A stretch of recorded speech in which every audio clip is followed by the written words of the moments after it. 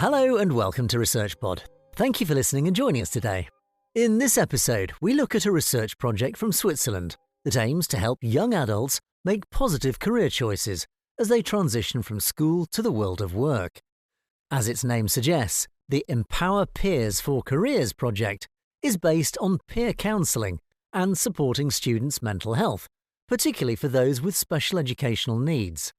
The study is led by Claudia Schellenberg and Annette Krauss from the University of Teacher Education in Special Needs in Zurich.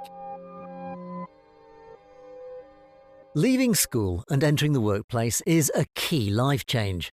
What's more, having to decide something so important, yet new and uncertain, can challenge the mental health of any adolescent. Not only are they just learning about themselves, many haven't yet acquired the skills, competencies, and personal resources to navigate their career path and make realistic choices.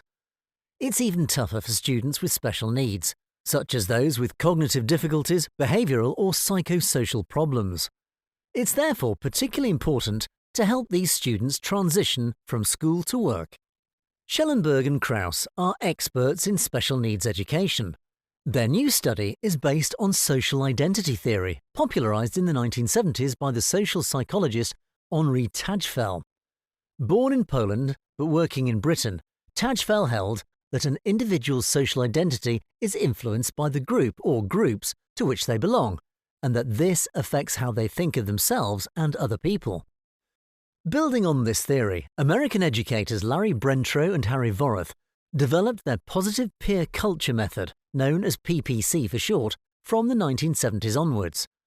Intended to strengthen a sense of belonging and solidarity among young people, PPC uses peer group relationships to focus on youth behaviour and positive psychological development.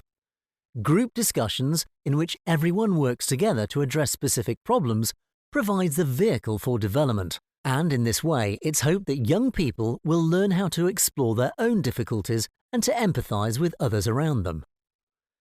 Brentrow and Vorath argue that 4 basic needs underlie this process of development and empowerment in a so-called circle of courage model. First, there's the sense of belonging to a group that provides a supportive community. Then there's mastery and the development of competence in many different areas, including cognitive and social skills. Third, there's independence, learning to make one's own decisions and being responsible for the results, whatever the outcome. Finally, what is particularly important in the PPC approach is the exercise of generosity, realising the need to give and to help others without expectation of return. The conviction of having made an important contribution to the success of the group promotes one's own sense of competence and self-efficacy. The PPC approach has already been used in America and Germany, and was originally developed to meet the personal growth needs of young, troublesome people. Schellenberg and Krauss break new ground by adapting the intervention to help adolescents in their transition from school to work. Schellenberg and Krauss's study took place over 2 years in 18 secondary schools in the canton of Zurich, Schwyz and Schaffhausen. 13 schools were regular schools, secondary school classes type A, B, C, and 5 were special education schools for students with behavioural problems. 18 classes were involved and a total of 229 students from the 8th and 9th grade took part. The groups met every 2 weeks during career orientation lessons. 10 additional classes participated as a control group that did not use the PPC approach. The classes were supervised by 21 teachers, special education teachers or school social workers who were first trained in the PPC method. This enabled them to act as facilitators, leaving students to take responsibility for the discussion sessions.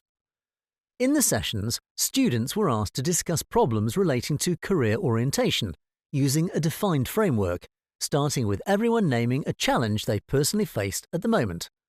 The group then had to choose one problem to debate in detail. Students were required to talk about the positive and negative feelings and behaviours that might be associated with the problem, as well as potential solutions and scenarios. When additional information was needed, this was undertaken as homework and delivered to the next meeting. At the end of each session, the facilitator gave feedback to the group to ensure that the success of the discussion is attributed to the group. The aim of the PPC approach was that the discussion framework would encourage students to take responsibility, care for each other, and realise their own strengths, including the value of helping others. In addition, and because discussions took place in a safe space and within a culture of respect, it was hoped the lessons would serve as group coaching sessions in which students learned how to take ownership of their lives. For example, if discussions centred on how a group member might achieve a specific career aspiration, other group members would be asked to give feedback on their perceptions of that person's skills and abilities. According to PPC theory, if the group supported the individual's aspiration, their motivation and self-belief should have been strengthened, despite the challenges they faced.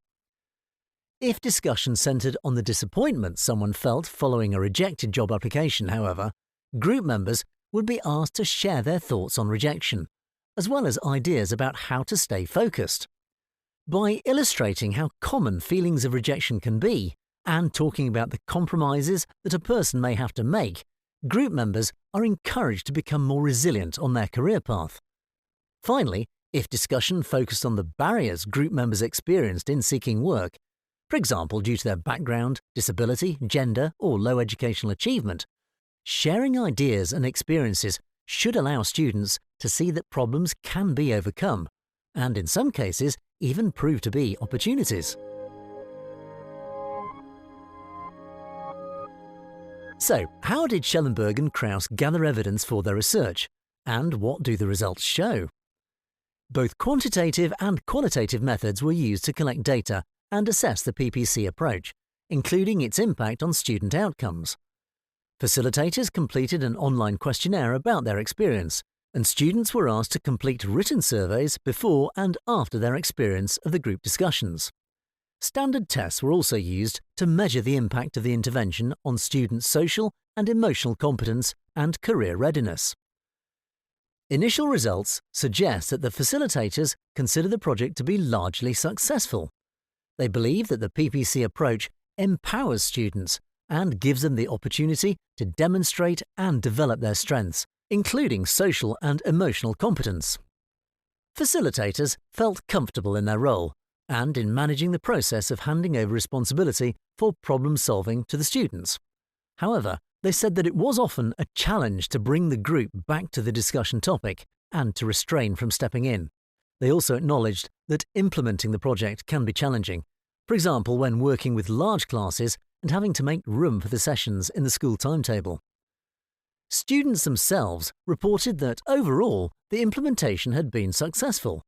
Although 2/3 said they appreciated the discussions, 1/3 disliked the process. Those who particularly liked the intervention were students who said they had learned from the process, as well as students whose problems had been discussed and students who appreciated helping other people. Preliminary comparisons between the intervention and control groups show that the intervention has significant positive effects on the sense of community, one aspect of the class climate, as well as fair social behaviour as a facet of social and emotional skills. However, it did not appear to help students' career readiness. When it comes to clarifying one's career aspirations and using social resources, such as parents or teachers, for one's career decision, other forms of support probably play a greater role, such as career education and career counselling.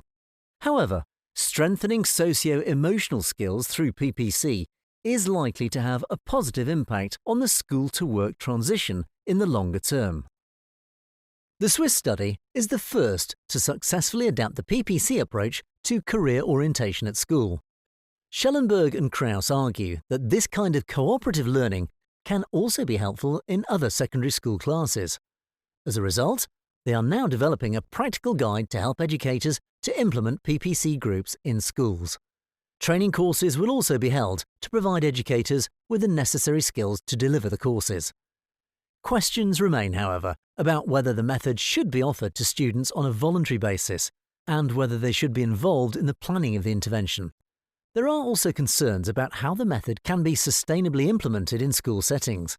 For example, how the groups can be well implemented in the context of large classes and within which lessons.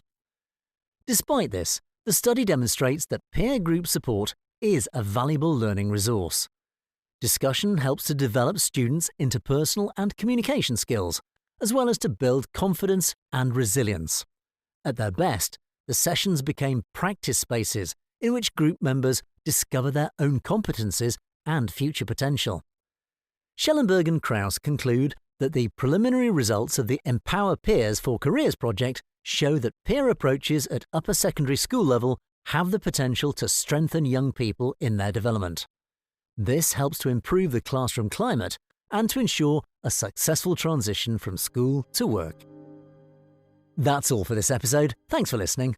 Links to the original research can be found in the show notes for this episode. And don't forget to stay subscribed to ResearchPod for more of the latest science. See you again soon.